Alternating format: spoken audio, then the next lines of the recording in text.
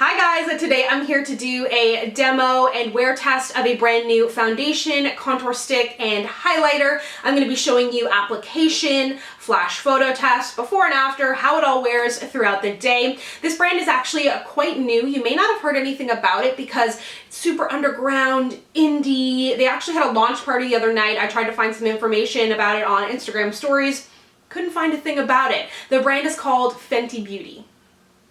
Yeah, just kidding. This brand has actually exploded and I personally think it's super cool to see all the hype around it, even though it kind of gave me anxiety and I felt like, oh my god, I need to buy this right now. But I am really curious to try it. Let's just go ahead, get into the demo, and I will take you through the products that I picked up. I'm going to start by using the Pro Filter Soft Matte Longwear Foundation by Fenty Beauty. As you probably already know, it comes in 40 different shades, which is amazing. But what I like about this one is it definitely is an even split between the lighter shades and the deeper shades. A lot of the time when there's a range, it's not an actual range. It doesn't actually go from light to deep. I'm sure there are going to be people out there that don't find a match, but this is definitely one of the more inclusive foundation lines that I have ever seen. It retails for $42 Canadian, $35 American. You're getting 1.08 fluid ounces in here, which is just above average.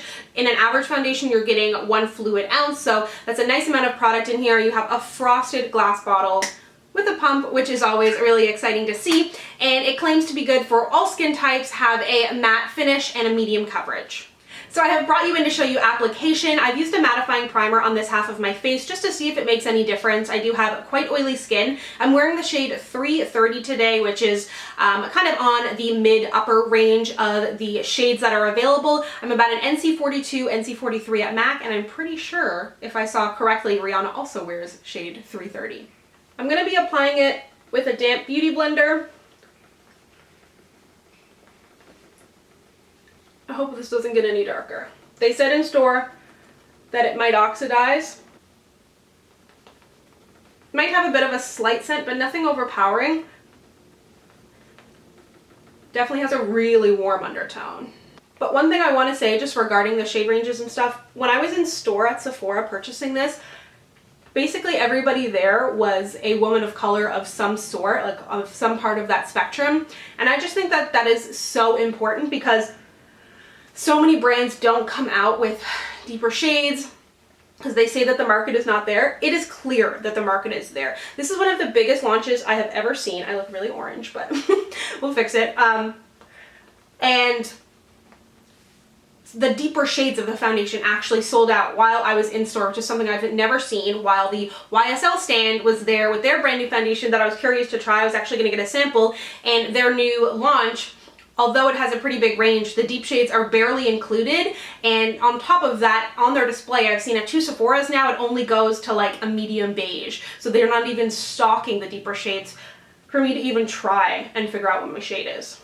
I'm just taking a tiny bit more and spot concealing. I don't want to build it up anymore. It actually blends out really nicely and dries down quite fast. It says it's for dry skin, but I don't know if you have super dry skin if you're going to like this because it does dry down quite fast and quite matte. It doesn't feel tight or uncomfortable on the skin, but if you do have dry skin, I don't know how much you'll like that. Okay, so I've given the foundation some time to set, and I also took some photos to see how it performed. I definitely look more orange on camera than I am in person, and you'll see that in the photos in kind of my studio lighting with no flash. I think that it looks really good. It looks natural on the skin. And then when you add a flash, there definitely is a little bit of flashback. This foundation doesn't list as having any SPF in there, but there is a little bit of flashback. Nothing horrible. And I think once I powder and conceal, everything will start to look a little bit better. It definitely has dried down to a pretty matte finish. It doesn't feel sticky or wet on my skin anymore at all. I think that if you have normal skin or if you like to skip powder, you could absolutely do that. I'm an oily creature of habit, so I'm not going to skip that. I also think that if you have a lot of texture on your skin, peach fuzz, it will enhance that for sure because it is a matte finish. So be sure to just take care of that prior to using this foundation or use a primer to kind of combat that. And I don't really feel like it has enhanced any of the pores on my face, but I don't really have a major issue with that. So I'm gonna go ahead and move on to this. This is one of their matte matchsticks, and in the matte line, there are 20 different shades. Some are kind of more like matte concealery highlight shades, and then the rest are more contoury bronzer shades. I'm using the shade Truffle. It retails for $31 Canadian, 25 American. The packaging, however, is gorgeous. It has this soft matte kind of finish, and these are magnetic as well. If you end up purchasing a few of them, you're getting 7 grams of product in here, which is a good size in the Wet n Wild kind of Mega Glow contour sticks that I absolutely love. You get 6 grams of product in there. You're getting 3.5 grams of product in the Smashbox contour stick. That's a lot smaller. I have my notes here. And then in the NARS multiple duos, you're getting 6.8 grams in the contour side of that. So I'm just gonna draw this on my skin. I've been really into cream contour lately, but only when it's in a stick form, basically. I just find the sticks are so easy to use, but you need to find the right one that's blendable. So I'm hoping that this blends out nicely, especially on top of that super matte foundation. Right off the bat, I'll say that the texture is not super creamy, so I'm a little bit worried about blending these out. We'll see. It's like creamy, but like a stiff creamy, if that makes sense. I have creamier products, let's say. But that could be a good thing. It could mean it's going to stay in place better. And it does seem to be blending out okay. Maybe we should have worked in smaller sections too. Something to keep in mind if you are picking up one of the kind of cream shades is that I don't think that these would act as a good concealer, and I don't think that's what they're meant for either, which is kind of a common misconception with those kind of products. It's more of a matte highlighter, so you put it like down the bridge of your nose, top of the cheekbones. You could even put a little bit over a concealer, but this just doesn't really have the texture for that, I think. I would like to see her come out with some really beautiful blushes and lipsticks. I like the idea of the matchsticks, but for the everyday woman, I hate that term, but like for the everyday, I don't know that they're super convenient. I know that celebrities love that kind of thing because makeup artists love it. You know, they use it on their cheeks, their eyes, their lips. But for me, I know that's not the kind of thing I would do. And Rihanna wears a lot of really beautiful deep lip colors, so I'd love to see some more of that. So I feel like it added some nice definition to my face, but I feel like where I had to kind of move quickly and blend it out a little bit more intensely, it may have kind of not moved around the foundation, but I feel like I lost just a slight bit of coverage on my cheeks. But I don't think that it looks muddy, but I definitely still think I like my Wet n Wild contour stick better. Oh my god. I'll never find anything better than that. So I'm going to put on the rest of my makeup. I will leave out highlighter though because I have the Fenty Beauty highlighter, and we will see how that works. Now it is time to move on to the highlighter. This one is in the shade, it's the Kilowatt highlighter in the shade Mean Money and Hustla Baby. And these retail for $42 Canadian, 35 American. You're getting 7 grams of total product in there, 3.5 grams each. Let me check my cheat sheet. Becca highlighters have 8 grams, Estee Lauder Heatwave has 7 grams, and the MAC Extra Dimension Skin Finishes have 9 grams. So it's about on par, and you're getting 2 different shades in here. One is more of a sheen as it's described, and then the other one is a bit more of a glow. So I'm going to put one on one cheek, one on the other, and we'll kind of compare, and then I'll eventually mix them together so that I don't have 2 different glows. So on this cheek, I'm going to put the shade Mean Money, and this is the more kind of sheen shade. One thing I will say about the highlighters, I mean, I wanted to get Trophy Wife. It's gorgeous, but it's just like a really green gold, and it's only going to look really good on really, really deep skin. And then there was another single highlighter, so there's 4 duos and then 2 singles. And the other single was like quite white, really good for pale skin.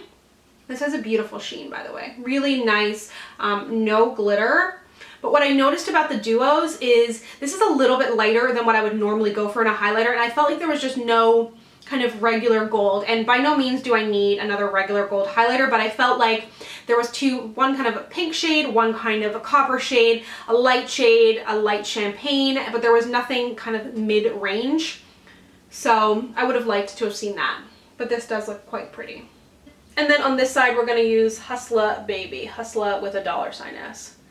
Yeah, and this definitely has more glow for sure. That's gorgeous. I was a little scared it was going to be glittery, but not the case.